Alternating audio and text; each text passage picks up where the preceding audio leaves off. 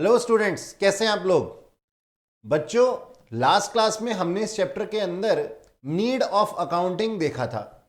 और need of accounting के अंदर हमने बहुत सारे एस्पेक्ट्स को डिस्कस किया था, जिसको कि मैंने लिखवाया भी था आपको। साथ ही हमने कैरेक्टरिस्टिक ऑफ अकाउंटिंग के अंदर सबसे पहला मेजर पॉइंट क्या देखा था कि accounting is an art and science. और इस चीज को हमने डिस्कस भी किया था, जो कि एक बहुत ही अहम मुद्दा है, जो कि आपके एग्जाम्स में पूछा भी जाता है। तो आगे बढ़ाते हुए आज इस चैप्टर को हम लोग अपना अगला टॉपिक लेंगे, ऑब्जेक्टिव ऑफ अकाउंटिंग। तो क्या है ये ऑब्जेक्टिव और किस तरीके से अकाउंटिंग इन ऑब्जेक्टिव्स को पूरा करती है, समझने के लिए चलिए स्टार्ट करते हैं आज की क्लास। तो आप लिखिएगा सबसे पहले objective objective of accounting.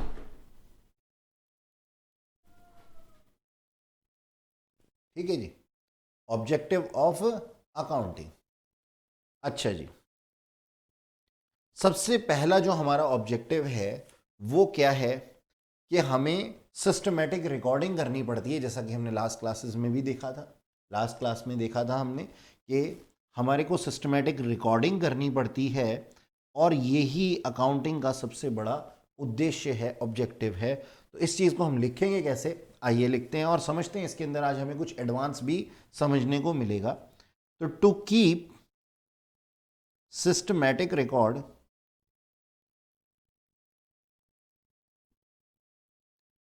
to keep systematic records of business transactions business transaction according to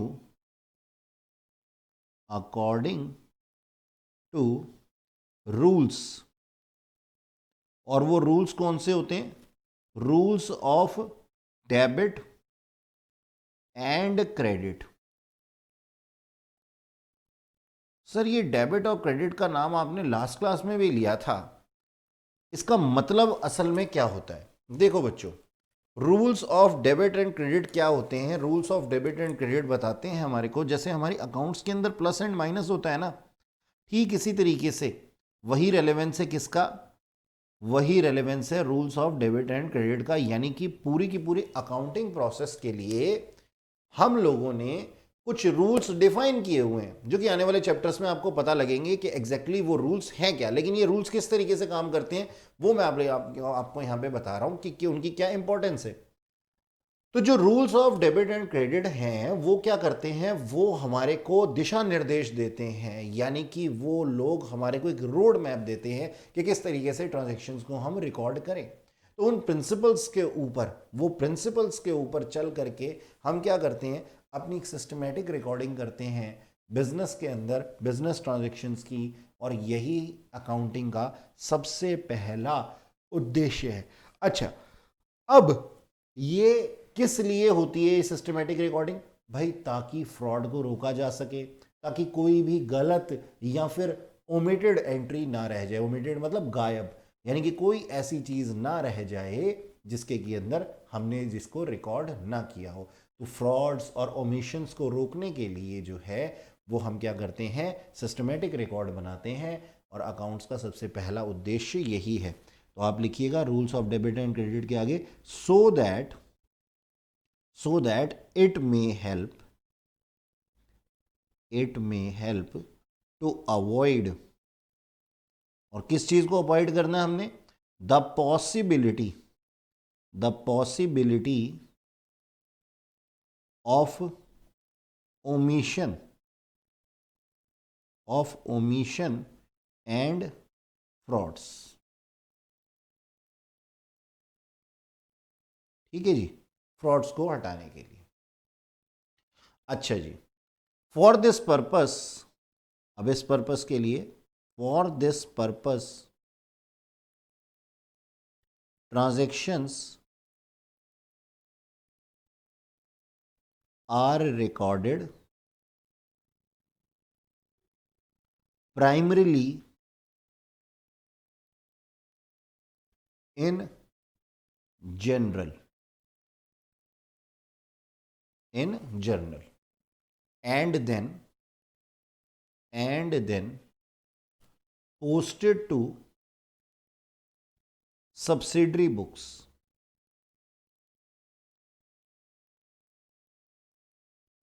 अब देखिए, अब आपको इस क्लास में नई चीज समझने को क्या मिली? Posted to subsidiary book. ठीक है, इसको दोबारा से लिख देते हैं, पोस्टेड और फिर टू। ठीक है, देखिएगा, हमें जो नई चीज पता लगी वो क्या पता लगा कि हमने एंट्री को 2 बार रिकॉर्ड करना होता है। सबसे पहले तो हम रिकॉर्ड करते हैं इसको कहाँ पे? हम इसको रिकॉर्ड करते हैं प्राइमरीली जनरल के अंदर। अभी जनरल क्या होता है? जनरल एंट्रीज किस तरीके से बनती हैं? ऐसा होता है हमारे पास में कि हम rules of debit and credit पढ़ने के साथ ही जनरल के अंदर उन रूल्स के अकॉर्डिंगली रिकॉर्डिंग करते हैं। यानी कि आप अभी के लिए मान लीजिए कि हमारे पास में 2 बुक्स हैं, एक तो प्राइमरी बुक है और एक सेकेंडरी बुक है, यानी कि सब्सिडरी बुक है। तो हमने क्या किया? पहले रिकॉर्डिंग की प्राइमरी बुक में, फिर उस प्राइमरी बुक से हमने कहाँ रिकॉर्डिंग करनी होती है? हमने रिकॉर्डिंग करनी होती है अपनी सब्सिडरी बुक में। तो जब हम इसकी 2 बार रिकॉर्डिंग करते हैं तो जाहिर सी बात है कि एक ना एक बार तो हमें इसकी रिकॉर्डिंग का जो है वो अनुमान हो ही जाएगा और हमें ये पता लग जाएगा कि हमने अगर 2 जगह इसको रिकॉर्ड नहीं किया है तो ये हमारा एक एरर शो करेगा। तो ये प्रोसेस किस तरीके से बनाया गया है? ये प्रोसेस इस तरीके से बनाया गया है कि न केवल एक जगह बल्कि इसकी 2 जगह पोस्टिंग होती है और फर्दर मोर भी इसकी पोस्टिंग होती है। लेकिन वो कहाँ होती है वो अभी हम थोड़ी देर में सिस्टमेटिक तरीके से धीरे धीरे धीरे धीरे सीखेंगे। ठीक है जी। तो यहाँ पे हमने क्या लिखा? टू कीप सिस्टमेटिक रिकॉर्ड, यानी कि हमारा ऑब्जेक्टिव क्या है अकाउंटिंग का? सबसे पहला तो यही है कि हमें सिस्टमेटिक रिकॉर्ड बनाने हैं बिजनेस ट्रांजैक्शंस के according to rules of debit and credit, so that इससे हमारी ओमिशन या फ्रॉड्स की पॉसिबिलिटी खत्म हो जाए। और हम इसको करते किस तरीके से हैं? हम इसको करते हैं प्राइमरीली रिकॉर्ड करके जनरल में और फिर उसके बाद में हम इसको सब्सिडरी बुक में रिकॉर्ड कर लेते हैं अपनी फाइनेंशियल स्टेटमेंट्स को। ठीक है जी। तो ये हमारे पास में क्या है? इसका पहला, सबसे पहला ऑब्जेक्टिव है। सेकेंड ऑब्जेक्टिव में क्या है? सेकेंड ऑब्जेक्टिव अब इसके बाद ही आ जाता है, यानी कि हमने जहां तक अभी बात की थी ना प्राइमरी और सेकेंडरी की, ठीक उसी के बाद में कुछ और प्रोसेस को, इस प्रोसेस को, अकाउंटिंग प्रोसेस को आगे चलाते हुए हम क्या मानते हैं? इसका सेकंड जो ऑब्जेक्टिव है, सेकंड उद्देश्य ये है कि ये अपने मालिकों को या फिर अपने इन्वेस्टर्स को या फिर आम जनता को ये बताता है, अकाउंटिंग क्या बताता है कि भाई हमने इस साल कितना प्रॉफिट या कितना लॉस अर्न किया, और साथ ही हमें यह बताता है कि भाई हमने इस पर्टिकुलर पीरियड के अंदर, जिसको कि मैंने लास्ट क्लास में भी डिफाइन किया था पर्टिकुलर पीरियड को, कि पर्टिकुलर अकाउंटिंग पीरियड जो है फाइनेंशियल अकाउंटिंग ईयर कब से शुरू होता है? 1 अप्रैल से लेकर के 31 मार्च तक।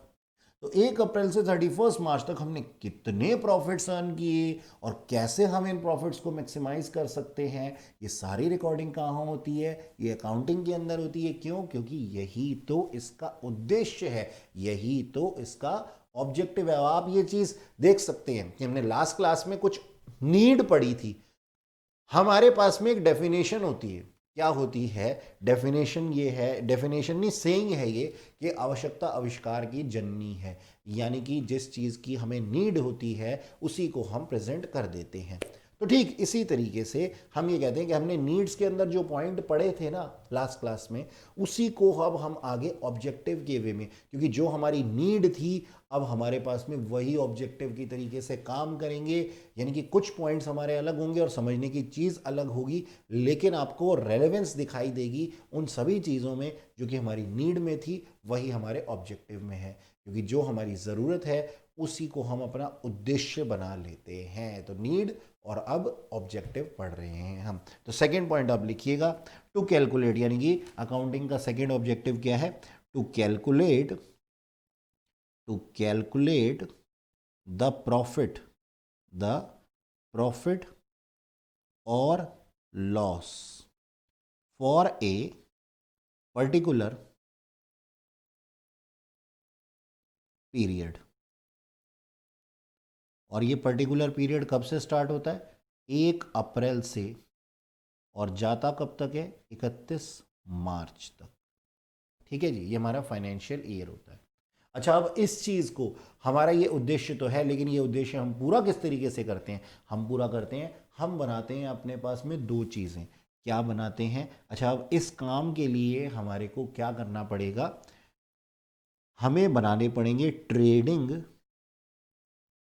And profit and loss account. Profit and loss account. Sir ये क्या होता है? पहले लिखो फिर बताता हूं क्या होता है। और साथ ही ये हमें जानकारी देते हैं किस चीज़ की, कि हमारी इनकम हुई या एक्सपेंसेस हुए। अब देखो मैं समझाता हूँ इसको। इसका नाम क्या है? Trading and P and L account. Trading and P and L account का मतलब क्या है? ये एक ऐसा अकाउंट होता है। देखिए हमने क्या किया, सबसे पहले हमारी एक बिजनेस ट्रांजैक्शन आई, हमने उसको रिकॉर्ड किया। कहाँ रिकॉर्ड किया? हमने उसको पहले प्राइमरी बुक में रिकॉर्ड किया, जिसका कि नाम हम जनरल कहते हैं। फिर हमने उसको सेकेंडरी बुक में रिकॉर्ड किया, जिसको कि हम सब्सिडरी बुक कहते हैं अपनी। ठीक है जी, सब्सिडरी बुक के अंदर रिकॉर्ड करने के बाद अब मैं इनको मैनेजमेंट को देना होगा। आप सोच करके देखो, मैंने वो जो मोटी मोटी फाइल्स, मोटी मोटी बुक्स के अंदर रिकॉर्डिंग की है, क्या मैं इसी तरीके से अपनी मैनेजमेंट को दे सकता हूं उनको? नहीं। तो मुझे क्या करना पड़ेगा? इसको समराइज वे करना पड़ेगा। याद है हमने लास्ट क्लास में भी पढ़ा था समराइजेशन। ठीक है जी, हमने समराइजेशन पढ़ा था। तो अब उसी समराइजेशन के अंदर, उसी समराइजेशन के अंतर्गत हम क्या करेंगे?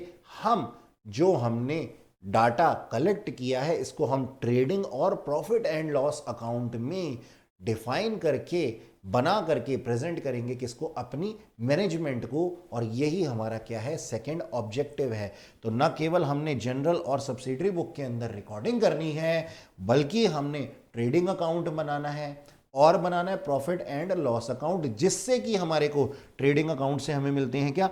Gross profit. हमें क्या मिलते हैं? Gross profits.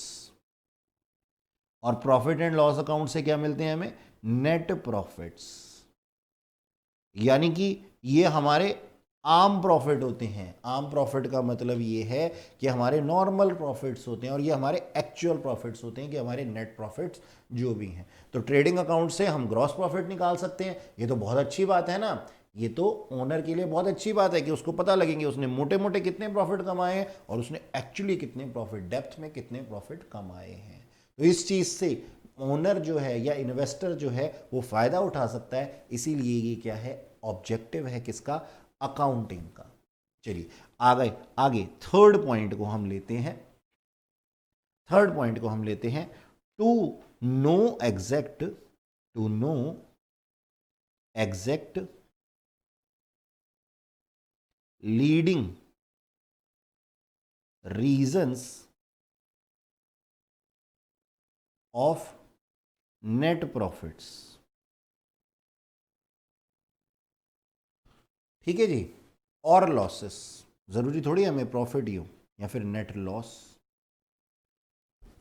अकाउंटिंग का थर्ड ऑब्जेक्टिव यानी कि थर्ड उद्देश्य क्या है? हमें बताना कि लीडिंग रीजन क्या है। लीडिंग रीजन मतलब कि मेन रीजन क्या है, किस चीज के, जिस वजह से हमें प्रॉफिट हुए या लॉसेस हुए। तो मेन रीजन बताना। अब सपोज मान लीजिए कि मैंने क्या किया, मुझे कोई लॉसेज हुए हैं। मान लीजिए ड्यूरिंग द ईयर मेरे पास में जो सामने आए हैं प्रॉफिट्स की जगह लॉसेज आ गए हैं। अब इन लॉसेस को मुझे आइडेंटिफाई करना पड़ेगा कि लॉसेस एग्जैक्टली हुए क्यों हैं, क्या कारण था। तो कारण जानने के लिए मैंने एनालाइज किया अपने डाटा को, और मुझे पता लगा कि मैंने अपने कस्टमर्स को बहुत हैवी हैवी डिस्काउंट दे रखे थे, और इस वजह से मुझे लॉसेस हो गए। सोच करके देखो, मान लीजिए मैंने कोई चीज 50 रुपए की बनाई, और मैं इसको बेचने वाला था कितने में? 100 रुपए में। ठीक है, इसको इस तरीके से देखते हैं। मान लीजिए इस प्रोडक्ट की जो मेरी कॉस्ट थी वो 50 रुपीज थी, और इसका सेल प्राइस क्या था? इसका सेल प्राइस था 80 रुपीज। ठीक है, 80 रुपीज। अब मान लीजिए कि मैंने इस सेल प्राइस पे डिस्काउंट दे दिया, मैंने डिस्काउंट अलाउ कर दिया, डिस्काउंट अलाउड कर दिया।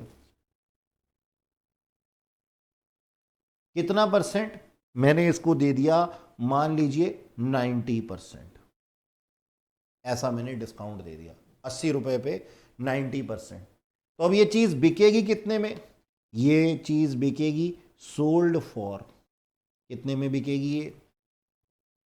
80 रुपीज़ की चीज़ थी और मैंने 90% यानी कि 72 रुपीज़ तो मैंने क्या दे दिया, डिस्काउंट ही दे दिया।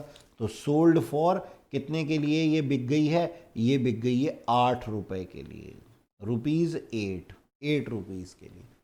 तो सोचो 50 रुपये तो मेरी कॉस्ट थी और 8 रुपये में मैं इसको बेच रहा हूँ, तो यहाँ पे क्या हो जाएगा, मेरे को लॉस हो जाएगा, लॉस ऑफ 42 रुपीज़, ₹42 या 42 आप कह सकते हो कि 50 रुपये की चीज़ थी और मैंने इसको एक्चुअली बेचा कितने में? मैंने बेच दिया सिर्फ 8 रुपये में। तो ये तो मेरी कॉस्ट भी रिकवर नहीं हुई, तो मेरे को क्या हो गया, 42 रुपीज़ का लॉस हो गया, बल्कि प्रॉफिट की जगह पे। तो ये मेरे को पता कैसे लगा? क्योंकि मुझे ये पता लगा कि मैंने कस्टमर अट्रैक्ट करने के चक्कर में डिस्काउंट जो था वो 90% दे दिया, ह्यूज डिस्काउंट, हैवी डिस्काउंट्स मैंने दे दिए। तो भाई फिर तो मुझे लॉसेस आना लाजमी था। तो इसके लिए मुझे क्या करना पड़ता है? अब अगर ये इन्फॉर्मेशन मेरे पास में नहीं होती कि डिस्काउंट जो है वो 90% है, इसका रिकॉर्ड मैंने नहीं रखा होता, तो मुझे कैसे पता लगता? तो भाई ये उद्देश्य है, ये ऑब्जेक्टिव है अकाउंट का, किस बारे में इंफॉर्मेशन देने का? To know exact leading reason, यानी कि क्या रीजन है जो हमें प्रॉफिट्स हुए या लॉसेस हुए। अगर हमें प्रॉफिट्स होंगे तो हम प्रॉफिट्स को मैक्सिमाइज करने के लिए साल दर साल इन पॉलिसीज को इसी तरीके से बनाएंगे, और अगर हमें लॉसेस होंगे तो हम क्या करेंगे, अपनी पॉलिसीज को चेंज करेंगे और इसके अंदर चेंज ला के फ़ायदा उठाने की कोशिश करेंगे। तो ये हमें इंफॉर्मेशन मिलेगी कहाँ से? ये मिलेगी हमें अकाउंट्स से।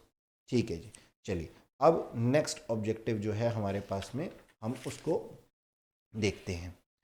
अच्छा, तो ये आप लिखिएगा as a 4th point, to ascertain the final position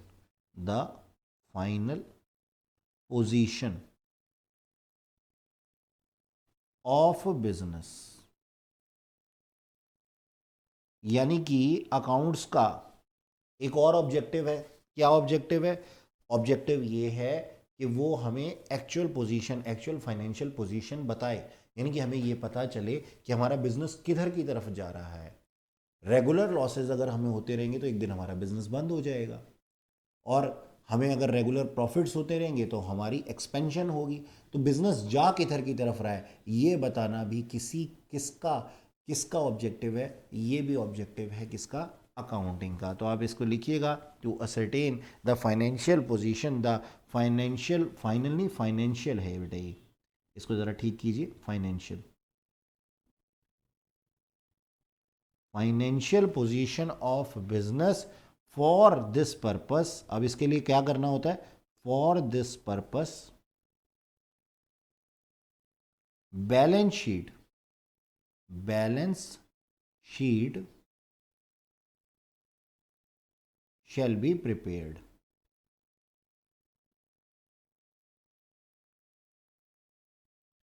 अब क्या होता है ये बैलेंस शीट? देखो बच्चों, बैलेंस शीट जो होता है ना, वो स्टेटमेंट होती है एसेट्स की और लाइबिलिटीज की, लाइबिलिटीज और एसेट्स की। लाइबिलिटीज और एसेट्स की स्टेटमेंट को हम क्या कहते हैं? बैलेंस शीट कहते हैं। यानी कि हम लोग क्या कहते हैं कि हमारे पास फ्यूचर में बेनिफिट देने वाली कोई चीज़ क्या होती है? एसेट होती है। उसी तरीके से अगर हमें कुछ पेमेंट करनी है या फिर किसी पर्सन को कुछ भी अमाउंट देने हैं, तो ये हमारे लिए एक ऑब्लिगेशन है, एक लाइबिलिटी है। तो हमारे पास में क्या हमारे फ़ायदे हैं और क्या हमारे नुकसान है? नुकसान तो नहीं कहूँगा मैं, ऑब्लिगेशन कहूँगा। भाई आप लोगों ने हमेशा पढ़ा होगा ना कि भाई जो है पावर्स के साथ में, हमेशा बिजनेस स्टडीज़ में आप इस चीज़ को पढ़ेंगे कि अगर आपको पावर्स मिलती है तो साथ में रिस्पॉन्सिबिलिटीज़ भी मिलती हैं। तो ठीक इसी तरीके से जब हम एक बिज़नेस स्टार्ट करते हैं तो ना केवल हमारे बिज़नेस के अंदर हमें एसेट्स रिसीव होते हैं, यानी कि हम कुछ ऐसे चीज़ें परचेज़ करते हैं जो कि फ्यूचर में बेनिफिट देंगी, बल्कि हमें हमारे सिर पे जिम्मेदारियां भी आती हैं। तो वो जो जिम्मेदारियां हैं वो लाइबिलिटी है। तो हमें ये बताती है कौन, ये बताती है हमें अकाउंटिंग कि कितने के हमारे पास में एसेट्स हैं और कितनी जिम्मेदारियां हमारे सिर पे हैं। तो इस चीज के लिए हम क्या बनाते हैं, बैलेंस शीट बनाते हैं। अब ये बैलेंस शीट क्या है, बैलेंस शीट लिखिएगा इसको, balance sheet is a systematic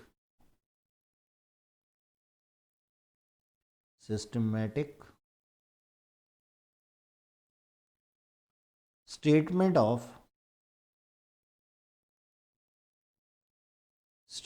of assets and liabilities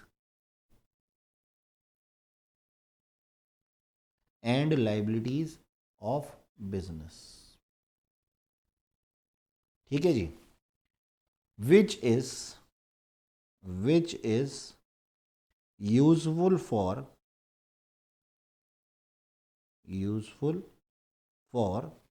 new investor.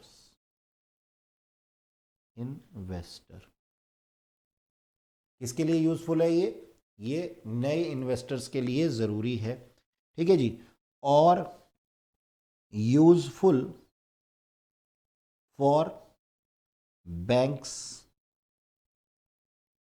In case of taking loan for business. ठीक है जी, यानी कि कोई भी बैंक, जैसा कि हमने लास्ट क्लास में भी इस पॉइंट को डिस्कस किया था, कोई भी बैंक जो है वो हमें लोन देता है हमारी एसेट्स और लाइबिलिटीज़ की स्टेटमेंट्स को देख करके, जैसे कि हम क्या कहते हैं, बैलेंस शीट कहते हैं। ठीक है, ओके। तो ये क्या है हमारे पास में, ये हमारे पास में बैलेंस शीट प्रिपेयर करना भी अकाउंटिंग का क्या है, एक उद्देश्य है। अच्छा, इस बैलेंस शीट के अंदर क्या आता है वो हम लिख लेते हैं। इट shows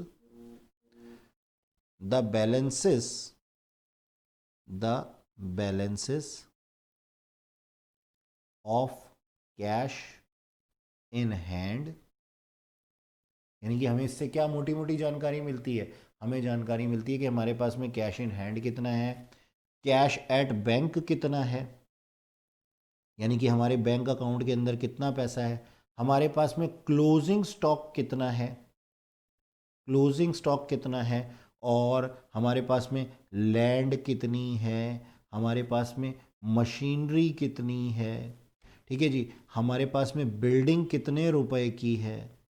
ये सब चीज़ों की जानकारी जो है हमें एसेट साइड पे बैलेंस शीट के अंदर, बैलेंसेस ऑफ एसेट्स के अंदर मिलती है ये सारी चीज़ें। और लाइबिलिटीज़ के अंदर हमें पता लगता है, कि हमारे पास में कितनी हमारी कैपिटल है, यानी कि जो पैसे मैंने इन्वेस्ट कर रखे हैं, और कितने के हमारे क्रेडिटर्स हैं। क्रेडिटर्स वो लोग होते हैं जिनको कि मैंने पेमेंट करनी होती है। ठीक है जी, एक्सेट्रा। तो क्रेडिटर वो लोग होते हैं जिनको कि मैंने उधार पे मैंने सामान खरीदा हुआ है और मुझे उनको पेमेंट करनी है फ्यूचर में, दे आर क्रेडिटर्स। ठीक है, तो ये हमारे पास में क्या है, ये हमारे ऑब्जेक्टिव के अंदर आता है कि भाई हमारे पास में जो भी अकाउंटिंग सिस्टम है वो अगर इन ऑब्जेक्टिव को पूरा नहीं कर रहा है तो हम क्या कहेंगे कि वो विफल है, लेकिन ऐसा जनरली होता नहीं है। अच्छा जी, और लिखते हैं हम क्या ऑब्जेक्टिव हैं। फिफ्थ पॉइंट के अंदर आप लिखिएगा, to ascertain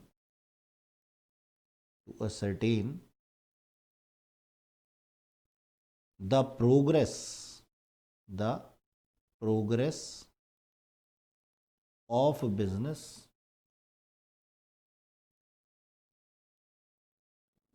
from year to year. ठीक है जी, तो हमारा एक अकाउंटिंग का ऑब्जेक्टिव क्या है कि हम हर ईयर का डाटा अपने पास में रखते हैं। तो ईयर बाय ईयर जैसी भी हमारी प्रोग्रेस होती है या फिर हमारा डाउनफॉल जाता है उसका हम रिकॉर्ड मेंटेन करते हैं। तो ये जो चीज़ है हमें अकाउंटिंग के अंदर ऑब्जेक्टिव में पढ़ने को मिलती है। अच्छा, आगे लिखिएगा, to prevent and detect errors and frauds.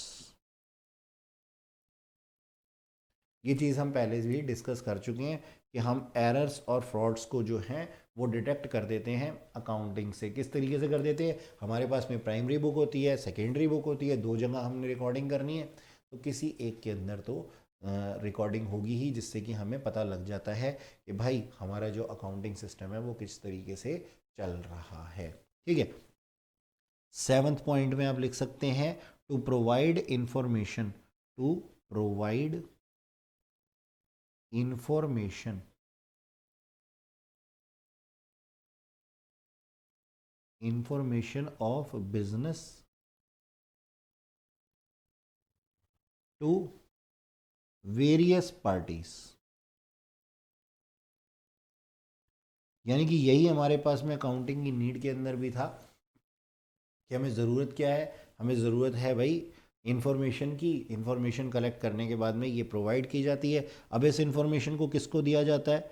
Business की जो भी इंफॉर्मेशन होती है वो ओनर को दी जाती है, वो दी जाती है बैंक्स को। ठीक है जी, इन केस ऑफ लोन्स के केस में। ठीक है जी, वो इंफॉर्मेशन दी जाती है गवर्नमेंट को। गवर्नमेंट को क्यों दी जाती है? क्योंकि हमें टैक्सेस पे करने होते हैं, इनकम टैक्स पे करना होता है या फिर GST goods and service tax पे करना होता है। तो हमें रिकॉर्ड मेंटेन करके रखने पड़ते हैं और यही हमारा क्या है? उद्देश्य है। साथ ही हमें अपने एम्प्लॉयज़ को भी इंफॉर्मेशन देनी पड़ती है कि भाई आपका कितना प्रोविडेंट फंड है या फिर कितने आपके कंपनसेशन फंड हैं, कितनी चीज़ें आप लोगों के लिए हमने प्रोवाइड की हुई हैं, वो सारा मेंटेन हमें करना पड़ता है अकाउंटिंग के अंदर। और साथ ही हमें पॉलिसी बनाने के लिए अपना डाटा मैनेजमेंट को तो देना ही होता है। तो ये सारी इंफॉर्मेशन हमें वेरियस पार्टीज़ को देनी होती है। ओके, अच्छा जी, अब आप नेक्स्ट पॉइंट जो लिखेंगे वो लिखेंगे फंक्शंस ऑफ अकाउंटिंग, और ये भी आपको मिलता जुलता ही दिखाई देगा। तो फंक्शंस ऑफ अकाउंटिंग हमें देखना है कि इसके अंदर हम किस तरीके से काम करते हैं। तो चलिए हम लोग क्या करेंगे, हम लोग इसकी हेडिंग डालेंगे फंक्शंस ऑफ अकाउंटिंग। ठीक, फंक्शंस ऑफ अकाउंटिंग।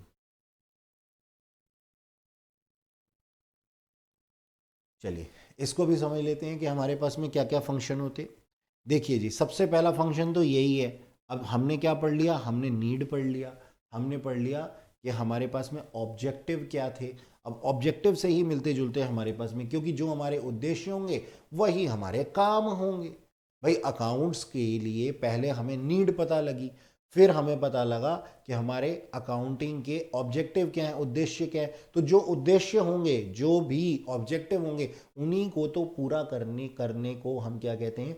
फंक्शंस कहते हैं। तो आपको सिमिलर सिमिलर से पॉइंट्स हमेशा देखने को इसके अंदर मिलेंगे। कुछ एक पॉइंट हैं जो अलग हो सकते हैं। ठीक है जी, तो फंक्शंस ऑफ अकाउंटिंग के अंदर आप पहला पॉइंट लिख सकते हैं, मेंटेनिंग कंप्लीट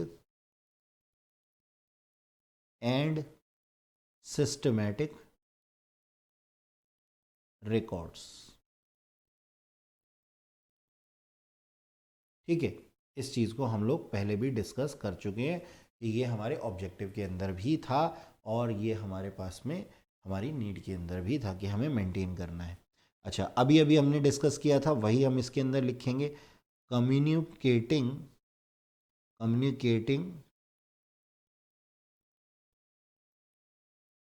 NI फिर CATION द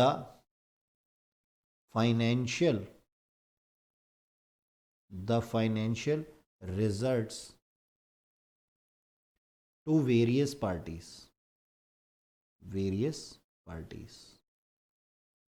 भाई ये भी हमने अभी अभी देखा था, ठीक है जी, कि हम क्या करते हैं, अपनी जो हमारा फंक्शन है वो क्या है, वो हमें वेरियस पार्टीज़ को इन्फॉर्मेशन देनी है। और ये पार्टीज़ कौन होती हैं, अभी अभी थोड़ी देर पहले हमने डिस्कस किया था कि ये ओनर हो सकता है, ये बैंक हो सकता है, ये एम्प्लॉयज़ हो सकते हैं, ये गवर्नमेंट हो सकती है। अच्छा जी, तो आगे चलते हैं, हम इन पॉइंट्स को बार बार नहीं रिपीट करेंगे। अब ये नया पॉइंट है, इसको आप देखिएगा, protecting protecting the asset of business. अब ये फंक्शन है। सबसे पहले तो मैंने आप लोगों को पहले भी बताया था कि एसेट का मतलब क्या है, ऐसी कोई चीज़ जो कि फ्यूचर में मुझे बेनिफिट देती है। जैसा कि मैंने पहले भी एग्जांपल दिया था, जैसे मैं आज एक प्लांट एंड मशीनरी परचेज करता हूँ, ठीक है, या फिर मैं एक बिल्डिंग परचेज करता हूँ, तो लंबे समय तक मैं इसका यूज़ करूँगा, तो ये मेरा क्या है, एसेट है। अब इस एसेट को अकाउंटिंग प्रोटेक्ट कैसे करती है, समझ करके देखिए। मैं आपको एक एग्जांपल देता हूं। मान लीजिए मैंने एक लैंड एंड बिल्डिंग परचेज की, मैंने मान लीजिए एक बिल्डिंग परचेज की। चलिए, ये तो एक कॉमन ही बात है, आप लोगों को अच्छे से समझ में आ जाएगी। मैंने एक बिल्डिंग परचेज की और इसको मैंने परचेज किया फॉर लेट्स से 50 ईयर्स। यानी कि मैंने आज क्या सोच लिया है कि 50 साल बाद इसको बेच दूंगा। अब 50 साल बाद बेच दूंगा और मैं इसके लिए कोई खर्चे ना करूं इसको मेंटेन करने के लिए, तो ये बिल्डिंग तो बंजर हालत में हो जाएगी, हालत ख़राब हो जाएगी इस बिल्डिंग की, और ये समय से पहले ही ख़राब हो जाएगी। तो मुझे इसके लिए, इसके मेंटेनेंस के लिए क्या करना पड़ेगा, कुछ रिपेयर्स करने पड़ेंगे। तो इस बिल्डिंग के लिए मुझे क्या करने पड़ेंगे, रिपेयर्स करने पड़ेंगे। और रिपेयर्स का क्या नेचर है, रिपेयर सर एक्सपेंडिचर होता है, और एक्सपेंडिचर को रिकॉर्ड कहां किया जाता है, रिकॉर्ड किया जाता है अकाउंटिंग में। ठीक है जी, अकाउंटिंग के अंदर हम इसको रिकॉर्ड करते हैं। तो अकाउंटिंग ने एक्सपेंस जो है को रिकॉर्ड किया, और एक्सपेंस को रिकॉर्ड किया, ऐसी व्यवस्था हमारे पास थी, तो हम कुछ एक्सपेंस यानी कि रिपेयर कर सकते थे, और रिपेयर ने फिर बिल्डिंग को प्रोटेक्ट कर लिया।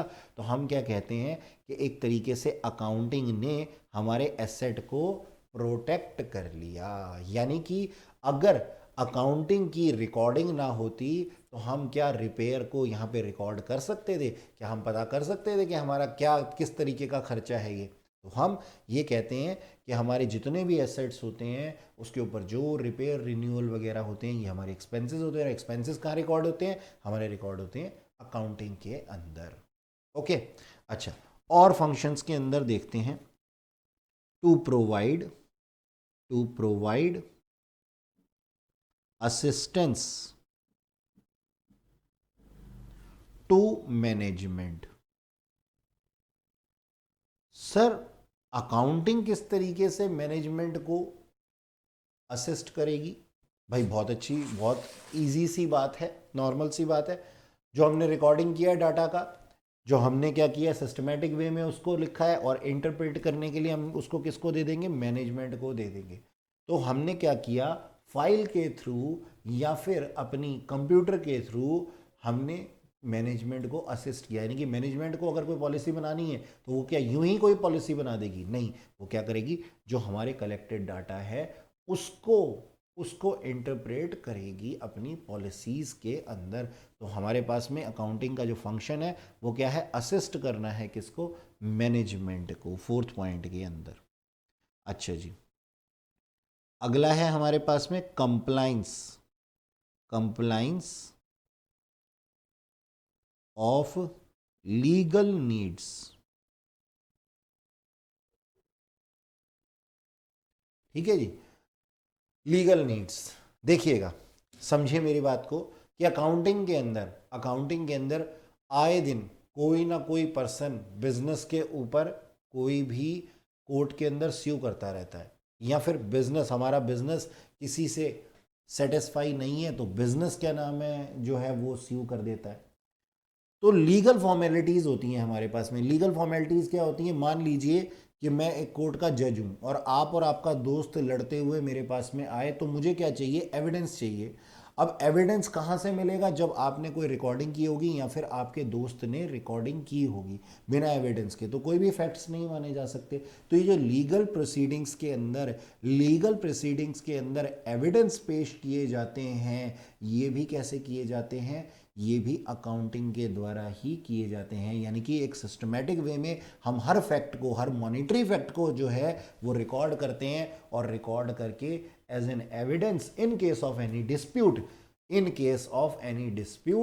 एज एन एविडेंस हम इन डाटा को कोर्ट में भी पेश कर सकते हैं। तो ये भी अकाउंटिंग का एक फंक्शन है कि अगर उसके ऊपर कोई लीगल रिस्पॉन्सिबिलिटी आती है, कोई स्यू हो जाता है, कोई मुकदमा हो जाता है, तो कहने का मतलब ये है कि ये रिस्पॉन्सिबिलिटी है अकाउंटिंग की, या फिर फंक्शन है अकाउंटिंग का कि उसको लीगल नीड्स की कंप्लाइंस करनी पड़ती है। या फिर आप यूं कह सकते हैं कि हमारे को अगर गवर्नमेंट ऑफ इंडिया ने किसी तरीके से कोई भी लीगल फॉर्मेलिटीज़ हमारे ऊपर लगा दी हैं, जैसे कि हम ये कहते हैं कि हम अगर किसी चीज़ का प्रोडक्शन कर रहे हैं तो उसके गार्बेज के लिए, उसके वेस्ट के लिए हमारे को कुछ पर्टिकुलर व्यवस्था करनी होगी। तो ये हमारी क्या है? लीगल ऑब्लिगेशन है। तो लीगल ऑब्लिगेशन को पूरा किया गया है। ऐसा रिकॉर्ड कहाँ मेंटेन किया जाता है? ऐसा फंक्शन कहाँ किया जाता है? अकाउंटिंग में किया जाता है।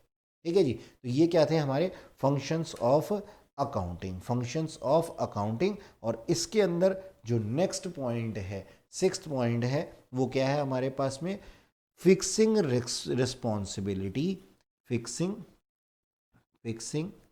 Responsibility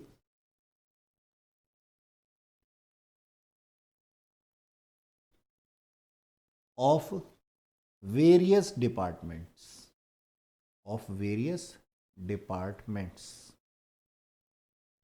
of business. देखिएगा कि ओनर्स ने या फिर मैनेजमेंट ने क्या कर दिया? मैनेजमेंट ने पॉलिसी बना दी।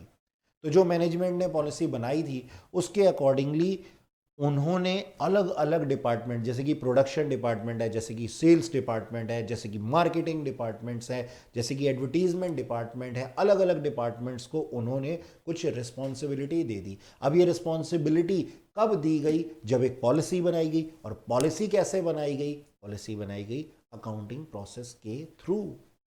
तो अगर अकाउंटिंग प्रोसेस ना हो तो हम इन लोगों को, इन अलग अलग डिपार्टमेंट्स को रिस्पॉन्सिबिलिटी भी नहीं दे सकते। इसलिए ये भी अकाउंटिंग का एक फंक्शन है। इस तरीके से हम लोग अकाउंटिंग को देखते हैं।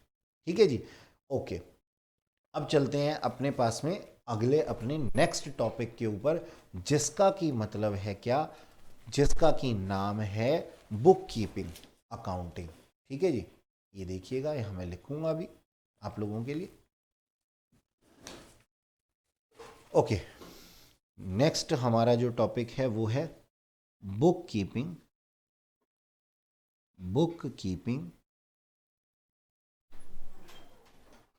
Accounting and accountancy.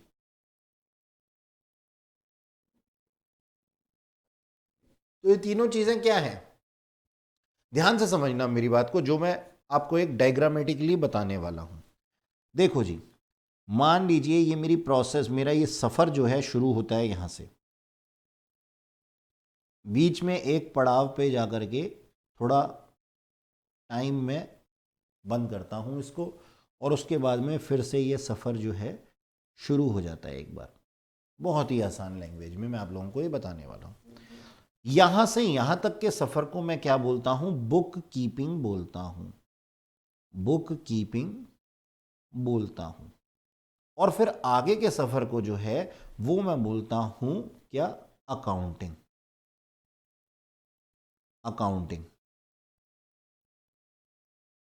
ठीक है। और जिस गाड़ी में बैठ करके मैंने ये सफर किया है पूरा, उसको मैं क्या कहता हूं? उसको मैं कहता हूं अकाउंटेंसी। ठीक है जी। तो इन दोनों के ऊपर जो है वो जो गाड़ी है, मतलब ये वाली गाड़ी यहां से चली और ये गाड़ी यहां पे जाकर के रुकी। इस पूरी गाड़ी का नाम क्या है? अकाउंटेंसी इसका नाम है। इसका मतलब अकाउंटेंसी जो है इन दोनों को लीड करती है, सबसे बड़ी है, ठीक है। और बुक कीपिंग जो है वो सफर की शुरुआत है, और बुक कीपिंग के बाद में सफर जो आगे चलता है वो अकाउंटिंग के साथ चलता है। इस चीज को आप समझ लीजिए, इस चीज को आप अच्छे से समझ लीजिए, ठीक है। चलो अब मैं बताता हूं कि ये क्या कहा मैंने, किस तरीके से हम इसको काम करते हैं। तो हम ना अभी गाड़ी की बात नहीं करेंगे, हम पहले बुक कीपिंग की बात करेंगे। तो बुक कीपिंग का असल में मतलब क्या है भाई? बुक कीपिंग का मतलब है, यानी कि इस सफर का मतलब है, नंबर वन, अकाउंटिंग के अंदर आप कैसे काम करते हैं, आप आइडेंटिफाई करेंगे, आइडेंटिफाई आइडेंटिफाई फाइनेंशियल ट्रांजैक्शंस। यानी कि बुक कीपिंग के अंदर क्या होता है, सबसे पहले आइडेंटिफाई किया जाता है हमारे, मतलब ये तीनों चीजें हमें समझनी है कि होती क्या है बेसिकली। तो सबसे पहले हम समझ रहे हैं क्या बुक कीपिंग क्या होता है। बुक कीपिंग होता है जी, आइडेंटिफाई किया जाता है फाइनेंशियल ट्रांजैक्शंस को, इसके बाद में इसको मेजर किया जाता है, मेजर किया जाता है, यानी कि हमने इसको माप लिया, मेजर किया जाता है देम इन मनी, यानी कि पैसे में इसको तोला जाता है। अब मैंने आप लोगों को पहले भी ये बात बताई थी ना कि मान लीजिए आपने 50 चेयर्स खरीद ली और 200 रुपए की एक चेयर्स थी, तो आपको इस तरीके से रिकॉर्ड नहीं करना कि हमने 50 चेयर परचेज की हैं। वो चेयर्स कितने की हैं उसको कन्वर्ट किया जाता है, किसको मेजर किया जाता है, किसमें, मनी में। यानी कि कोई भी ऐसी ट्रांजैक्शन बुक कीपिंग के अंदर नहीं आ सकती जिसको कि हम कहते हैं उसको हम मनी के वे में मेजर नहीं कर सकते, ठीक है। तो कहने का मतलब ये, हमने पहले आइडेंटिफाई किया, फिर मनी में मेजर किया, और तीसरी चीज हमने क्या की, रिकॉर्ड किया, इसको record them in general, journal.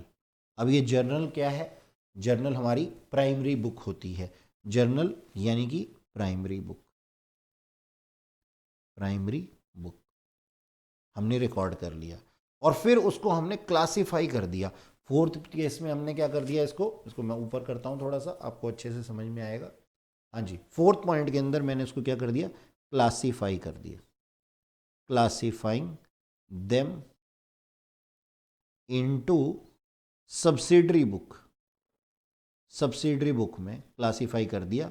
जैसा कि मैंने बताया था ना आप लोगों को कि मैं आइडेंटिफाई करता हूं कि कोई ट्रांजैक्शन एक्सपेंस है, एसेट है, इनकम है, या फिर लाइबिलिटी है, तो मैंने उसको क्लासिफाई कर दिया किसमें, सब्सिडरी बुक में। और इस सब्सिडरी बुक को, अब आपकी ज्ञान वृद्धि करते हैं, इस सब्सिडरी बुक को हम क्या कहते हैं, इसको हम कहते हैं लेजर। तो अगर आपसे कोई पूछे कि पहले लेजर बनता है या पहले जर्नल बनता है, तो आप बताएंगे कि पहले जर्नल बनता है और उसके बाद में लेजर बनता है, क्योंकि जर्नल हमारी प्राइमरी बुक है और लेजर हमारी सब्सिडरी बुक है, ठीक है जी। तो ये चार चीजें जो होती हैं ना, किस में आती हैं, बुक कीपिंग के अंदर आती हैं। क्या, आइडेंटिफाई करना फाइनेंशियल ट्रांजैक्शंस को, यानी कि हमने जो अकाउंटिंग के अंदर प्रोसेस पढ़ी थी ना, उस प्रोसेस के अंदर सबसे पहली चीज क्या होती है, बुक कीपिंग होती है, जिसके के अंदर पहले फाइनेंशियल ट्रांजैक्शन को आइडेंटिफाई किया जाता है, उनको मनी में कन्वर्ट किया जाता है, यानी कि उनका अमाउंट मापा जाता है, और उसको फिर बाद में जनरल में रिकॉर्ड करके और फिर सब्सिडरी बुक में यानी कि लेजर में रिकॉर्ड किया जाता है। अब यहां से स्टार्ट होता है आगे का सफर, जो कि है अकाउंटिंग। अब अकाउंटिंग क्या करता है, अकाउंटिंग करता है समराइजेशन। देख रहे हैं आप, मैं इसको फिफ्थ पॉइंट दे रहा हूं, मैं इसको नंबर 1 नहीं दे रहा हूं। तो 4 के बाद में जो आगे चलेगा वो क्या है, फिफ्थ है। यानी कि जहां पे हमारा सफर बुक कीपिंग के साथ खत्म हुआ, वहीं हमारा सफर अकाउंटिंग के साथ में चल पड़ा। तो ये 5वां पॉइंट क्या है जी, समराइजिंग, समराइजिंग द क्लासिफाइड। जो क्लासिफाइड हमारा डाटा था ना, classified transactions in profit and loss account, P/L account, ठीक है जी, P&L account and balance sheet, and balance sheet. तो भाई देखिए, समझिए, बुक कीपिंग ने अपना सफर खत्म किया, अकाउंटिंग ने अपना सफर शुरू किया, और यहां पे देखिए सफर कहां खत्म हुआ था, बुक कीपिंग का क्लासिफिकेशन पे हुआ था। तो अब अकाउंटिंग ने उस क्लासिफाइड डाटा को क्या कर दिया, समराइज कर दिया। और इसको समराइज करने के लिए हम क्या करते हैं, बनाते हैं प्रॉफिट एंड लॉस अकाउंट, जिससे कि हमें इंफॉर्मेशन मिलती है कि हमने इस साल प्रॉफिट अर्न किए या लॉसेज अर्न किए, या फिर हम इसको समराइज करते हैं किस वे में, बैलेंस शीट में, जिससे कि हमें इंफॉर्मेशन मिलती है कि हमारे एसेट कितने हैं और हमारी लाइबिलिटी कितने हैं। अच्छा, क्या समराइजेशन करने के बाद काम खत्म हो जाता है? नहीं, आगे चलती हैं चीजें। और सिक्स्थ पॉइंट के अंदर हम कहते हैं कि हम इनका एनालिसिस करते हैं। सिर्फ समराइजेशन से कुछ नहीं होगा, हमें इसका एनालाइज भी करना पड़ेगा। तो analysing analysing and interpretation, interpretation. अच्छा, सोच करके देखिए कि ये जो लेवल पे काम हो रहा था, ये जो पहले 4 पॉइंट, ये किस लेवल पे काम हो रहा होगा? ये छोटे लेवल पे काम होता है। ये लोग कौन है? ये लोग हमारे क्लर्क्स हैं।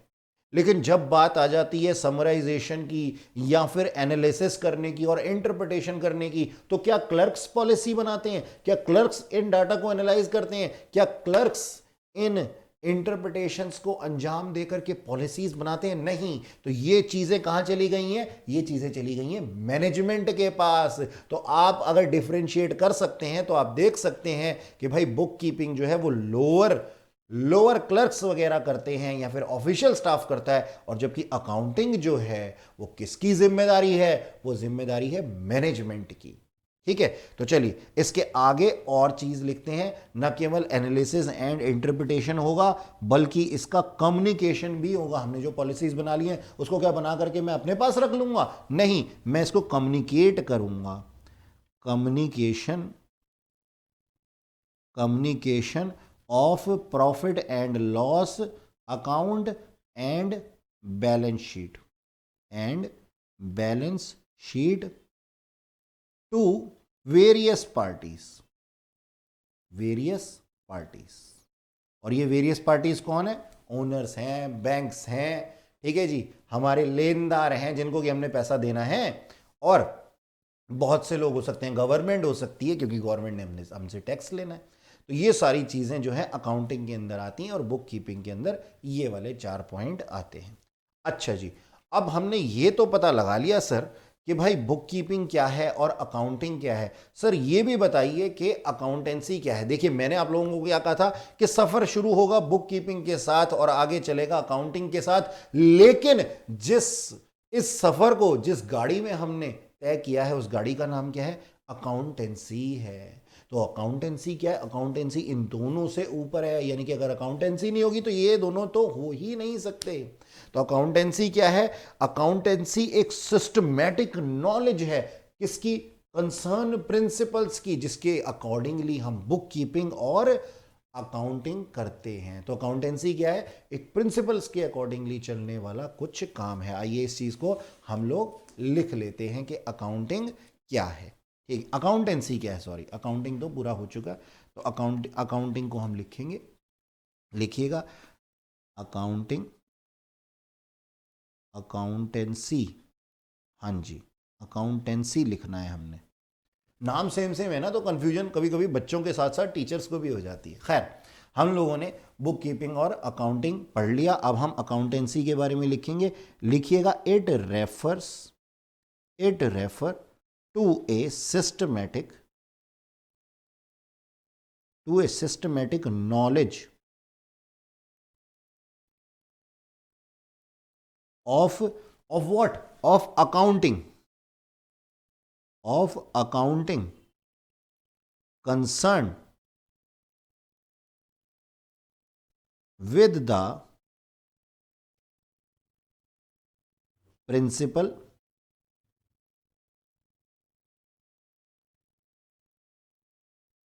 प्रिंसिपल्स मतलब सिद्धांत, प्रिंसिपल्स एंड टेक्निक्स